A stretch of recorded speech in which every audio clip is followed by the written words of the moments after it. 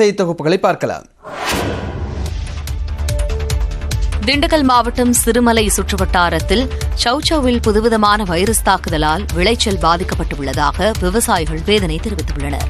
வேளாண் பண்ணை, புதூர், பழையூர், தாளக்கடை, தென்மலை, பொன்னுருக்கி உள்ளிட்ட கிராமங்களில் சுமார் 400 ஏக்கரில் சௌசௌ பயிரிடப்பட்டுள்ளது. 6 மாத காலம் பயிரிட்டு அறுவடைக்கு தயாராக உள்ள நிலையில் சௌசௌவின் எடை குறைந்து பழுப்பு நிறத்தில் மாறியதால் விவசாயிகள் அதிர்ச்சியடைந்துள்ளனர்.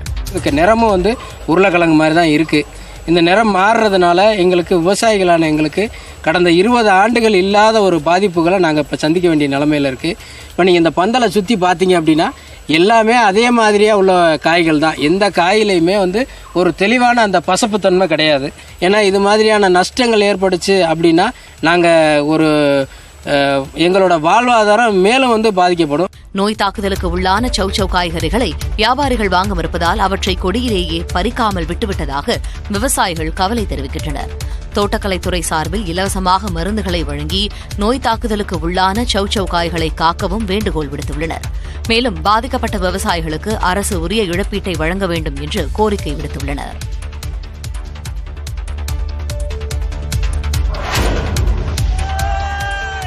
விழுப்புரம் மாவட்டம் முத்தோப்பு பகுதியில் நடைபெற்ற பங்குனி திருவிழாவில் பக்தர்கள் மிளகாய் கரைசலை மேலே ஊற்றிக்கொண்டு வினோத வழிபாடு செய்தனர். முத்தோப்பு முருகன் கோயிலில் பங்குனி திருவிழா 10 நாட்களுக்கும் மேலாக விமரிசையாக நடைபெற்றது. விழாவின் முக்கிய நிகழ்வாக பக்தர்கள் அலகு குத்தியும் காவடி எடுத்தும் நேர்த்திக்கடன் செலுத்தினர். குழந்தை பாக்கியம் வேண்டி வயிற்றுப் பகுதியில் உரல் வைத்து மஞ்சள் இடித்தும் நேர்த்திக்கடன் செலுத்தப்பட்டது. பலர் மிளகாயை இடித்து அந்த கரைசலை தங்கள் மீது ஊற்றி வழிபாடு செய்தனர்.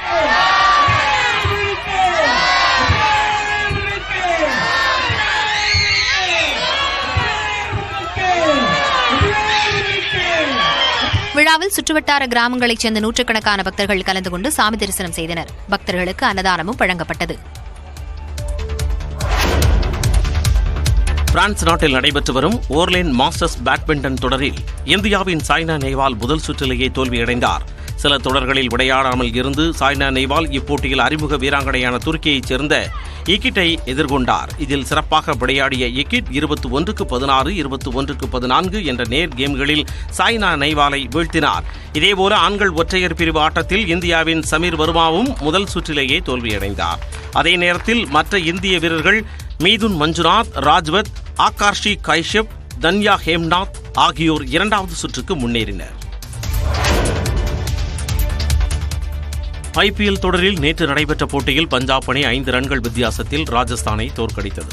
அசாம் மாநிலம் கவுகாத்தியில் நடைபெற்ற போட்டியில் டாஸ் வென்ற ராஜஸ்தான் ராயல்ஸ் பந்து வீச்சை தேர்வு செய்தது. பஞ்சாப் சார்பில் ஆட்டத்தை தொடர்ந்த கேப்டன் ஷிகர் தவனும் பிரப் சிம்ரன் சிங்கும் சிறப்பான தொடக்கத்தை தந்தனர். இளம் வீரர் பிரப் சிம்ரன் 34 பந்துகளில் 60 ரன்கள் சேர்க்க, அனுபவ வீரர் ஷிகர் தவன் 56 பந்துகளில் 86 ரன்கள் சேர்த்து கடைசி வரை ஆட்டமிழக்காமல் இருந்தார். பஞ்சாப் அணி 20 ஓவர்களில் 4 விக்கெட் இழப்பிற்கு 197 ரன்களை சேர்த்தது. ராஜஸ்தான் சார்பில் தமிழக வீரர் அஸ்வின் தொடக்க வீரராக களமிறங்கிய நிலையில் ரன் ஏதும் எடுக்காமல் டக் அவுட் ஆனார். முதலில் தடுமாறிய ராஜஸ்தான் அணி கேப்டன் சஞ்சு சாம்சன், ஹெட்மயர், துருவ் ஜூரல் ஆகியோரது ஆட்டத்தால் வெற்றியை நோக்கி நகர்ந்தது. கடைசி ஓவரில் 16 ரன்கள் தேவைப்பட்ட நிலையில் ஹெட்மயர் ரன் அவுட் ஆனார். இதன் மூலம் பஞ்சாப் அணி 5 ரன்களில் த்ரில் வெற்றியை பெற்றது. சிறப்பாக பந்து வீசி 4 விக்கெட்டுகளை வீழ்த்திய பஞ்சாப் வீரர் நாதன் எலிஸ் ஆட்ட நாயகனாக தேர்வு செய்யப்பட்டார். அருணாச்சல பிரதேசம் இந்தியாவின் ஒருங்கிணைந்த பகுதி என்று அமெரிக்கா தெரிவித்துள்ளது. இந்தியாவின் வடகிழக்கு மாநிலங்களில் ஒன்றான அருணாச்சல பிரதேச மாநிலம் தங்களுக்கு சொந்தம் என சீனா நீண்ட காலமாக உரிமை கொண்டாடி வருகிறது. அதனை தெற்கு திபெத் என கூறி வருகிறது. இந்த நிலையில் கடந்த ஞாயிற்றுக்கிழமை அருணாச்சல பிரதேச மாநிலத்தில் உள்ள 11 இடங்களின் பெயர்களை சீனா மாற்றி அறிவிப்பை வெளியிட்டது. அதற்கு இந்தியா கடும் கண்டனம் தெரிவித்தது. அதனைத் தொடர்ந்து சீன வெளியுறவு அமைச்சகத்தின் செய்தி தொடர்பாளர் மாவோ நிங் செய்தியாளர்களை சந்தித்தார். அப்போது பேசிய அவர், ஜாங்னான் சீனாவின் எல்லைக்கு உட்பட்ட பகுதி என்றும் இறையாண்மை உரிமைகளுக்கு உட்பட்டே இவை செயல்படுத்தப்படுவதாகவும் கூறியுள்ளார். இது மற்றொரு சர்ச்சையை கிளப்பியுள்ளது. இதனிடையே இந்த விவகாரம் தொடர்பாக கருத்து கூறியுள்ள வெள்ளை மாளிகை, இந்திய பகுதியான அருணாச்சல பிரதேசத்தின் மீது உரிமை கோரும் சீனாவின் முயற்சிகளை அமெரிக்கா கடுமையாக எதிர்ப்பதாக தெரிவித்துள்ளது. இது ஒருதலை பட்சமான சீனாவின் நடவடிக்கை என்றும் அமெரிக்கா கூறியுள்ளது.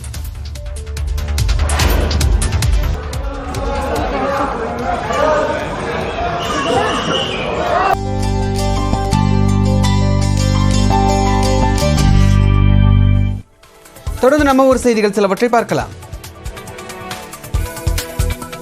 புதுக்கோட்டை மாவட்டம் அறந்தாங்கி அருகே கட்டிச்சங்காடு ஸ்ரீ செல்வ விநாயகர் கோவிலில் மகா கும்பாபிஷேக விழா வெகு விமர்சையாக நடைபெற்றது. கோவில் புனரமைப்பு பணிகள் நடைபெற்று முடிந்ததை தொடர்ந்து நேற்று காலை கணபதி ஹோமத்துடன் கும்பாபிஷேக விழா தொடங்கியது.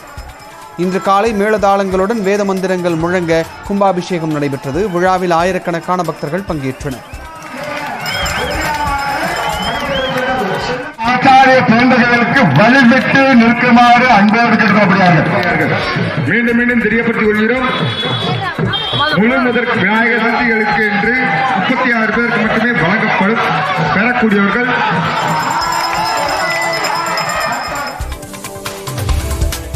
சேலம் மாவட்டம் இளம்பிள்ளை சந்தைப்பேட்டையில் உள்ள மாரியம்மன் காளியம்மன் கோவிலில் தேரோட்டம் வெகு விமர்சையாக நடைபெற்றது.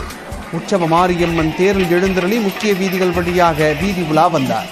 வழிநெடுகளும் ஆயிரக்கணக்கான பக்தர்கள் தேங்காய், பழம், பூ வைத்து பூஜை செய்து வழிபாடு நடத்தினர்.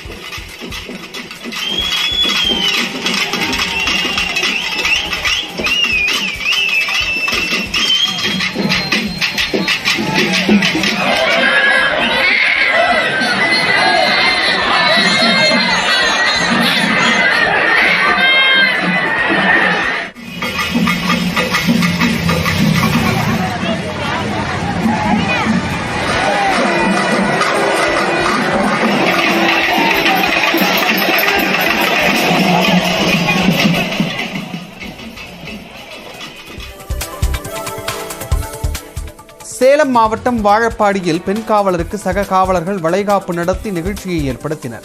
பள்ளிப்பட்டியைச் சேர்ந்த 27 வயதான பெண் காவலர் மேனகாவிற்கு வாழப்பாடி காவல் நிலையத்திலேயே சீர்வரிசை தட்டுடன் சக காவலர்கள் வளைகாப்பு நடத்தினர். சந்தனம், குங்குமம் இட்டு கை நிறைய வளையல்கள் போட்டு அறுசுவை விருந்து வைத்து மகிழ்ந்தனர். காவலர் வளைகாப்பு விழாவில் டிஎஸ்பி ஹரிசங்கரி, வாழப்பாடி காவல் ஆய்வாளர் தனலட்சுமி உள்ளிட்டோர் கலந்து கொண்டனர்.